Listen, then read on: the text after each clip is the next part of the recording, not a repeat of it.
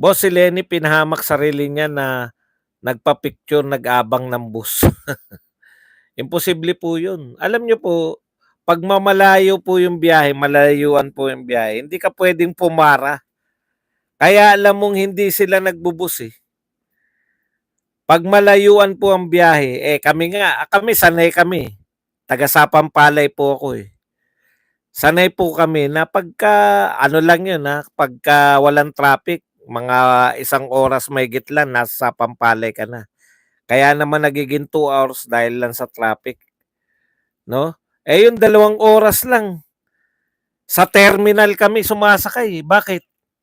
Nakatayo ka na 'pag maghihintay ka sa kalsada, 'yan po ang katotohanan. Kaya kaya yung mga namamasahero, yung mga pasahero na yung medyo malayo-layo, labas ng Metro Manila, siguro hindi niyo maintindihan 'yan, yung mga taga Metro Manila kasi, kayo kahit saan lang kayo tumayo papara na kayo ng bus, eh, 'pag sa EDSA, eh. Pero sa'min pong mga taga-malayo, 'pag malayuan po biyahe, wala kang ka-chance-chance na makaupo. Kaya kung gusto mo makaupo, dun ka pupunta sa may terminal. Kaya yun, mga pakulo lang ni Lenny puwede ka naman nagbo-bus pero hindi po puwedeng nag-aabang ka sa papunta ka ng Bicol, mag-aabang ka sa ano, nakatayo ka ng Bicol to, naranasan po namin 'yun, eh. Yung mga estudyante pa kami nun, ah, parang nag dito kami maling terminal yung napuntahan namin, walang Pakubaw, yung dito sa Caloocan, Pakubaw pa Baguio. Nung time na yun sinabi sa'min, "Dun na lang kayo," sabi ng konduktor, "dun na lang kayo sa Dao. Sa Dao na lang kayo sumakay, maraming papuntang Baguio dun." O di ano naman kami, biyahe naman kami papunta ng Dao. Para makasakay sa kanya, niyakag kaming mag-Dao. Pagdating sa Dao, tayuan na hanggang Baguio. Tumayo kami hanggang Sison, mula Dao hanggang Sison, eh, bata pa naman kami, mga estudyante pa lang. Kaya imposible 'yun. Pupunta ka ng ano, ng Bicol, Naga, tatayo ka.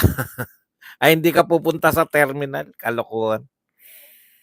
Boss Buds 'yan, Boss Buds naapektuhan ng pag-iisip ni Remulla. Wala sa tama, parang si Biden mag-isip. Ako nga nalito, eh. Sa totoo lang kaya nag-search pa ako ng mga ano, eh,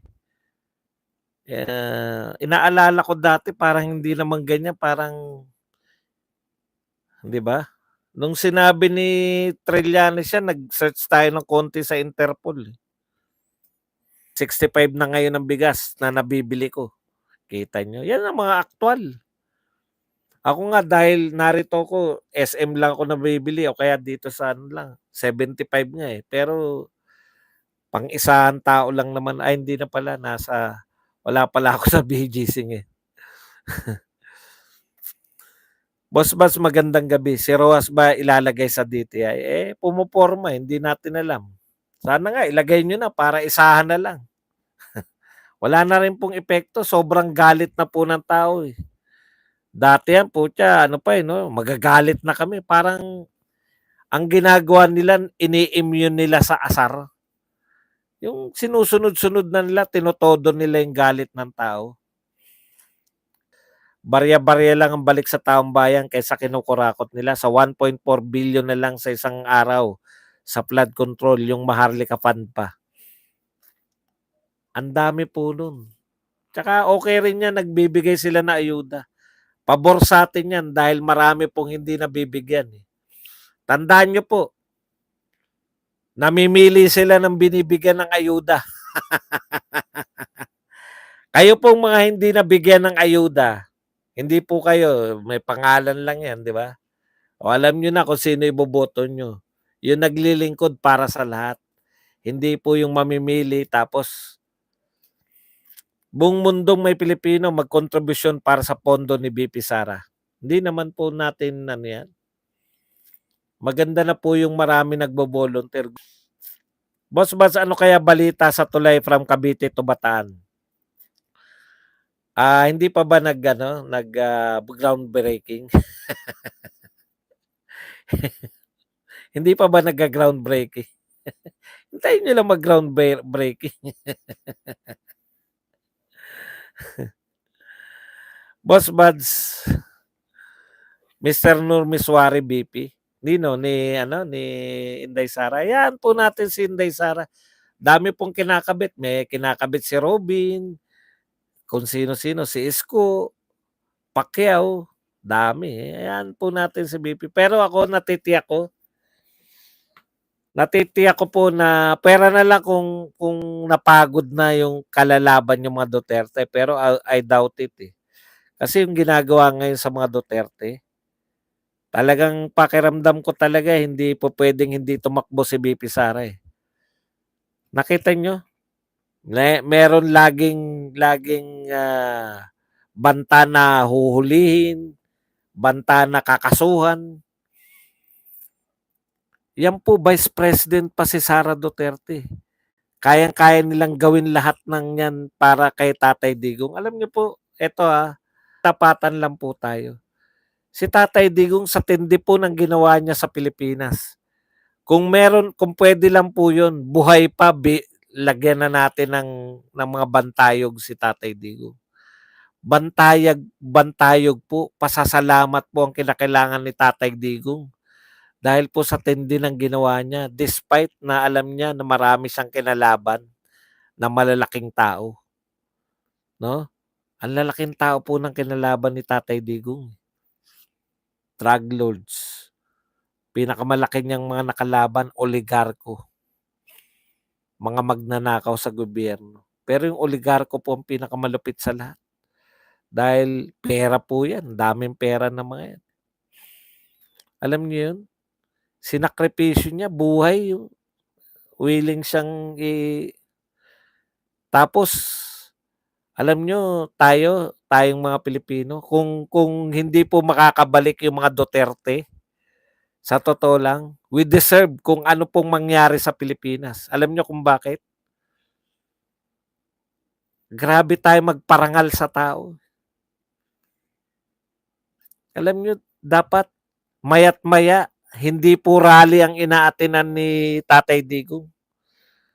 Alam niyo, sa dami niyang ginawa, sa bawat probinsya, sa lahat ng organisasyon, sa mga pulis, alam niyo, hindi dapat threat ang maramdaman ng mga Duterte sa mga pulis at mga sundalo.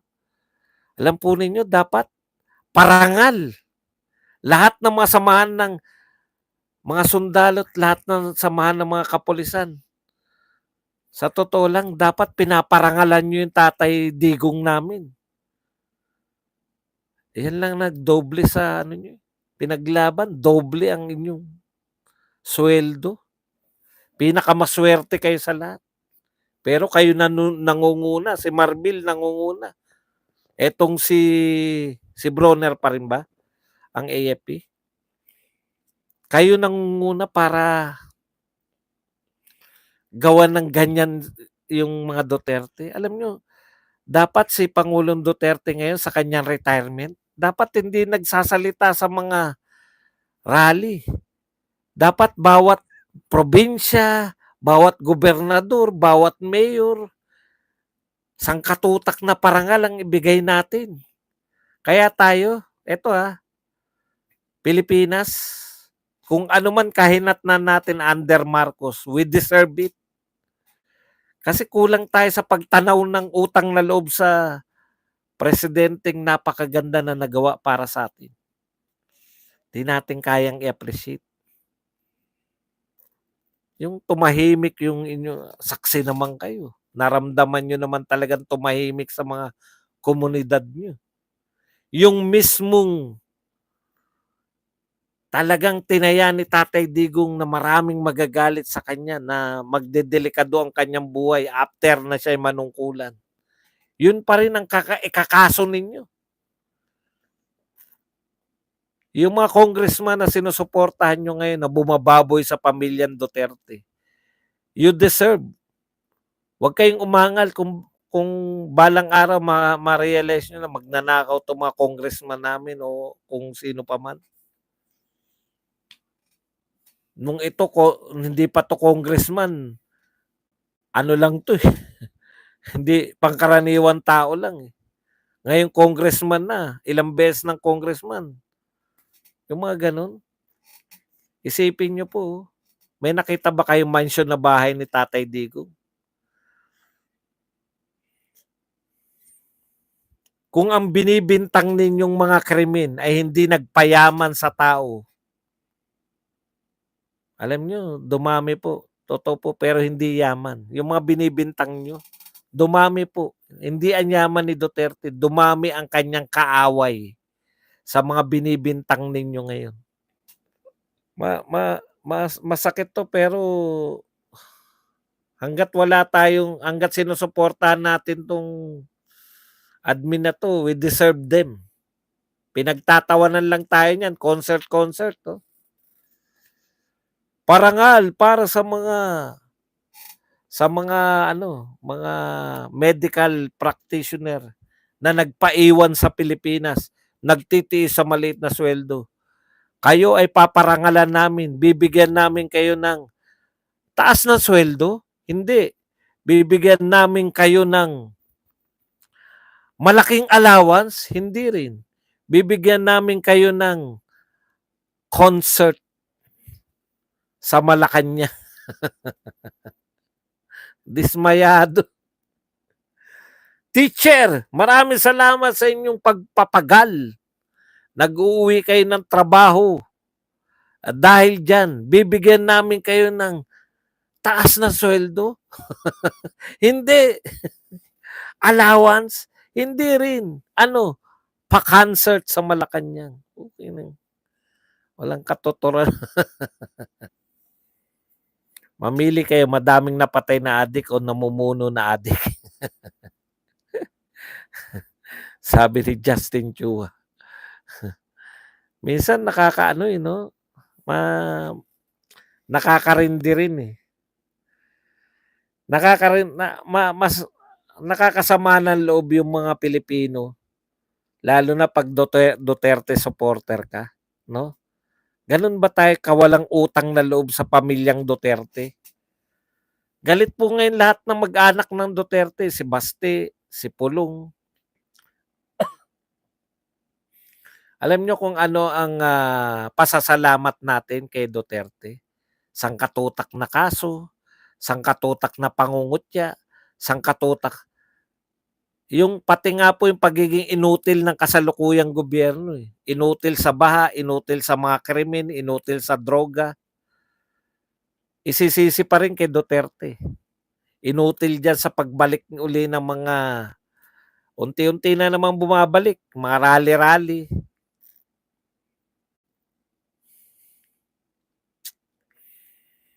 Nakakainis pa mga vlogger ni Bangag na wala namang alam kay Digong kung makapagsalita. Eh mas masakit yung mga dating Digong. Ang tanong ko lang sa inyo, mga Digong na bumabanat ngayon sa war on drugs ni Tatay Digong, bakit nung panahon ni Tatay Digong hindi nyo kinontra yan?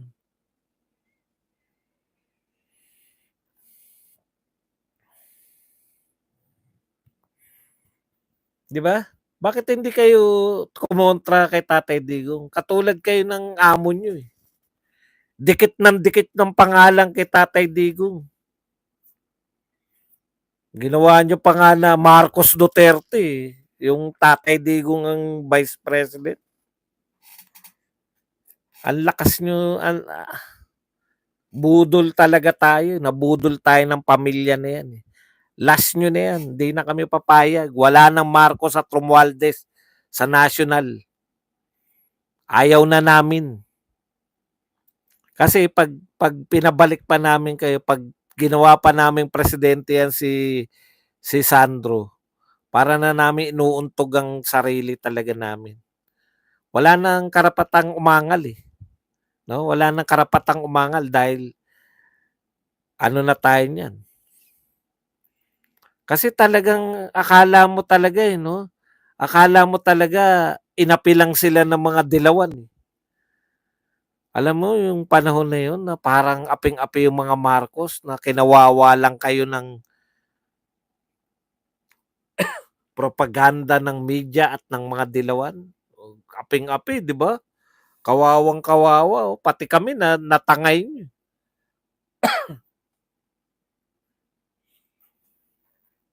Ngayon namin na-realize may dahilan pala kaya kayo pinalayas nun, eh.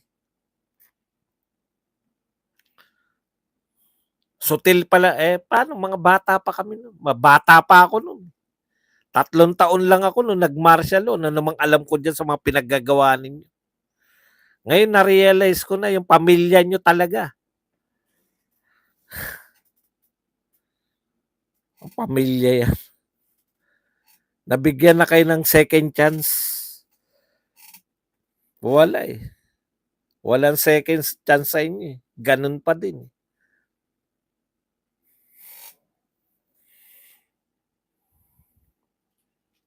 Dun ako asar na asar, eh.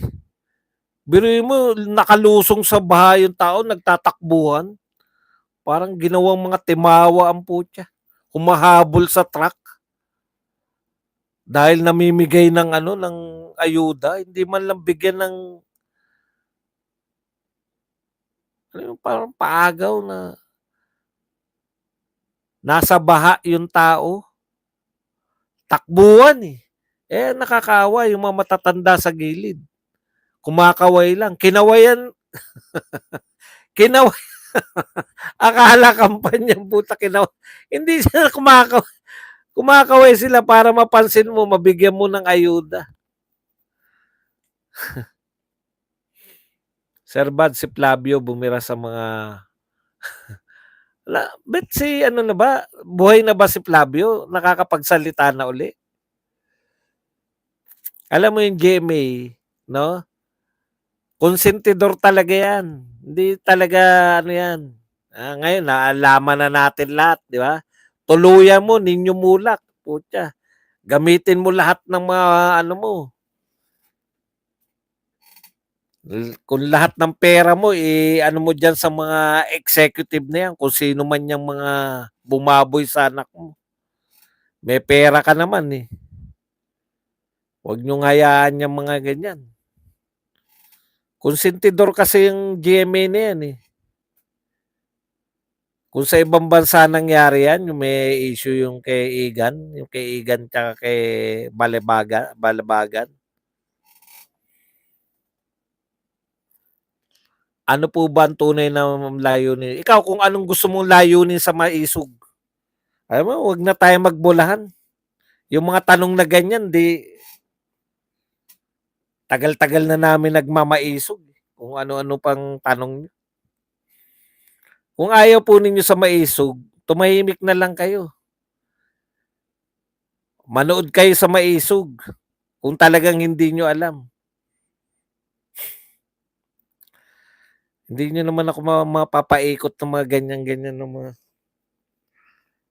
galit kami dahil ginagawa ng ganito yung mga Duterte. Ngayon, kukwestiyonin nyo, ano ba talaga ang ano na maisog? Wala pa bang hindi nakakaalam? Lahat na alam kung ano ang maisog. Eh, it's about time na kayo po ay manood ng mga maisog rally. Ang dami po rally. Oh. Pakinggan nyo po yung mga sinasabi nila doon, magkakaideya kayo. Hindi na po namin trabaho yung sagutin eh. Kasi una, hindi po kami pwedeng magmagaling. Hindi po kami yung organizer niyang maisog. Kami po nagpupunta ron, babalitaan namin, "Uy, may maisog sa Cebu. May pamasahe ba tayo?" May papasahe pa ako. Punta ako Cebu. Oh, yun lang po yun. Ngayon, kung gusto nyo talaga malaman, makinig na lang po kayo. Kasi alam ko na yung mga tanong nyo na yan. Be specific na lang. Be specific na lang yung tanong nyo para po tayo magkaliwanagan. Tumatanggap po tayo ng tanong pero be specific. Eh, tatanungin nyo yung buong maisog eh. Alam nyo naman kung ano yung maisog. Kaya po ako nagtatanong dahil maraming maisog rally, iba-iba. O sige po, ano nga yung gusto mong itanong tungkol sa maisog para masagot kita? Alam mo na pala eh. Marami maisog. Hindi po ako maisog organizer. Tanungin niyo po ako kung ano po saan kayo nalilito sa maisog. Ano pong pangyayari ng maisog. Kung sinasabi niyong mayat maya may maisog, natural. Dahil diskontento yung mga tao sa kasalukuyang administrasyon. Ano pong bahagi ng maisog ang gusto nyong itanong? Para maliwanagan, magkaliwanagan tayo. Hindi yung buong maisog ang purpose ng buong maisog. Kasi po, hindi po ako ang tagapagsalita niyan. Mahirap pong mamaya i-correct ako ng mga taga-maisog. Sabihin, bakit ka nagsasalita? Ang papel po ng mga vlogger sa maisog, para kaming mga reporter lang. Wala namang media na magpapakita na nagaganap sa maisog eh. O meron pong kumakalat hanggang ngayon, binara ko na nga eh. Sabi ko,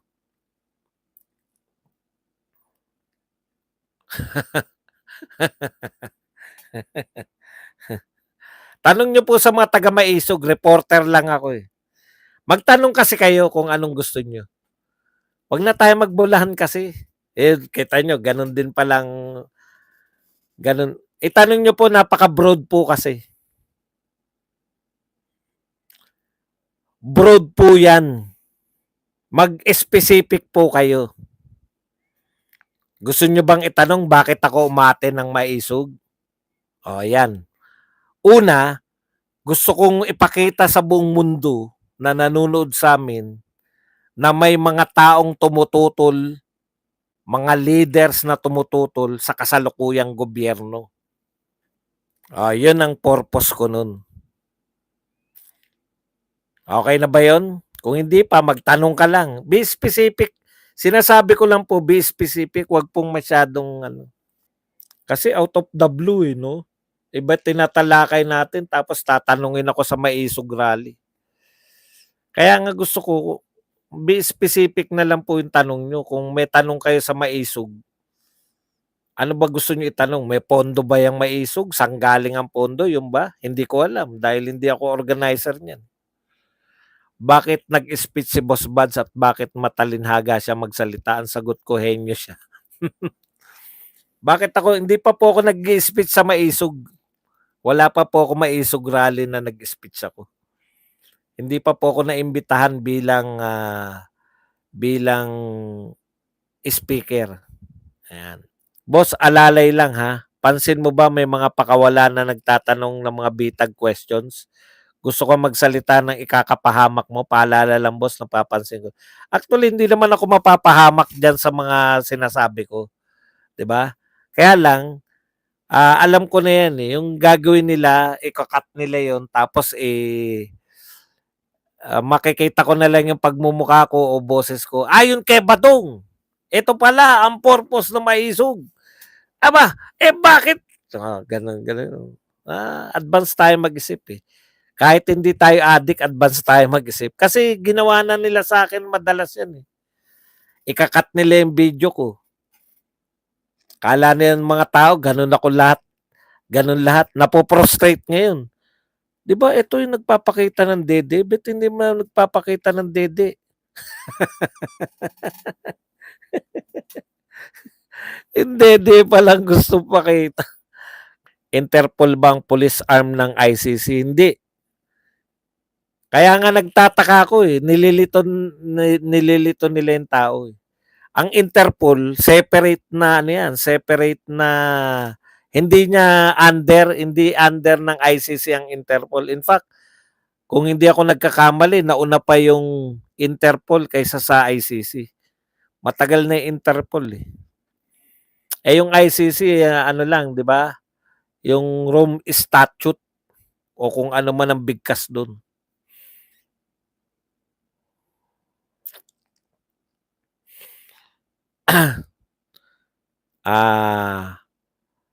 Kaya po, ang ICC dapat, yung mga pulis ng member country, kung may huhuli po, kung ang alam ko Kaya nga nalilito ko bakit may mga pronouncement na ganyan.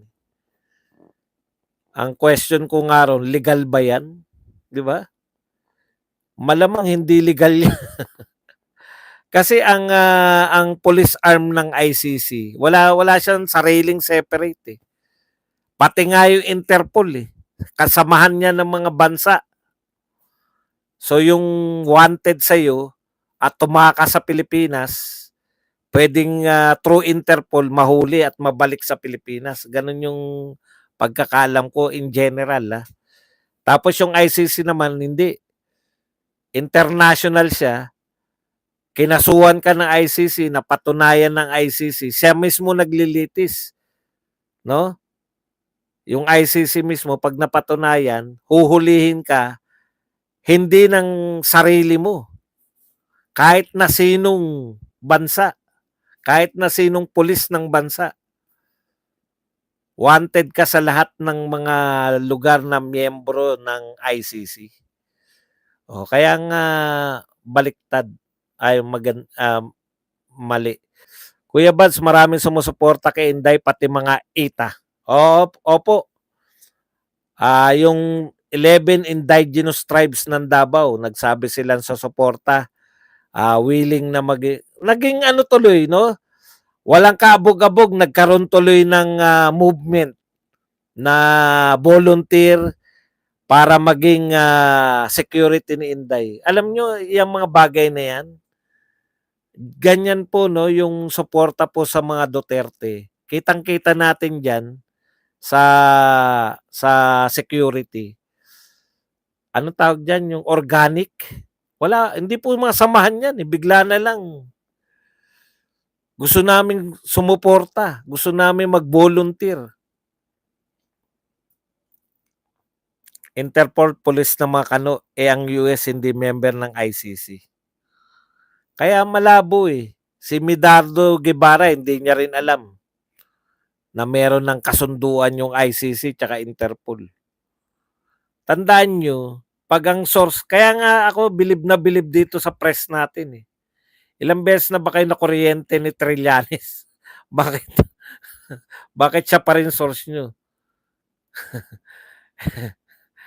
Putya ako, vlogger lang ako, eh. Pag once na nakuryente ko sa isang tao na nagbigay sa akin na info na yun, teka muna, questioning ko na yung ano niyan, yung mga susunod na ibibigay.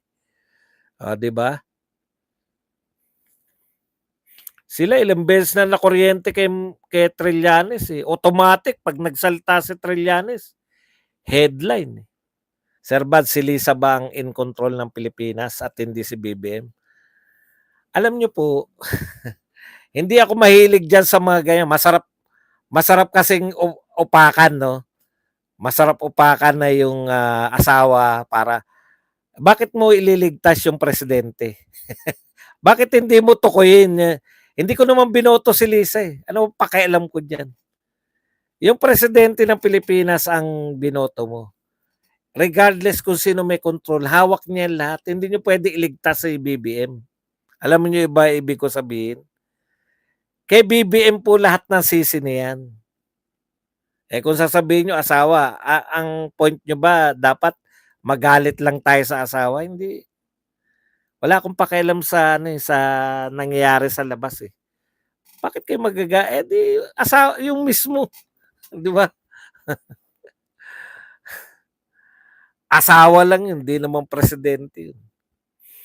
Sa inyong opinion, bakit po urong-sulong si Sec DOJ sa deklarasyon niya sa ICC? Hindi naman. Parang play of words lang yun ang sinasabi niya. 99.99% tayong may respeto sa anong tawag diyan? Sa may Interpol. Kasi gano'n naman, eh. Ang problema kasi inuugnay ni Trillanes yung Interpol at ICC. Parang ako sa tingin ko imposible. Imposibleng sumunod yung Interpol sa ICC. Magkaiba yun, eh. Magkaiba yung organization nila, eh.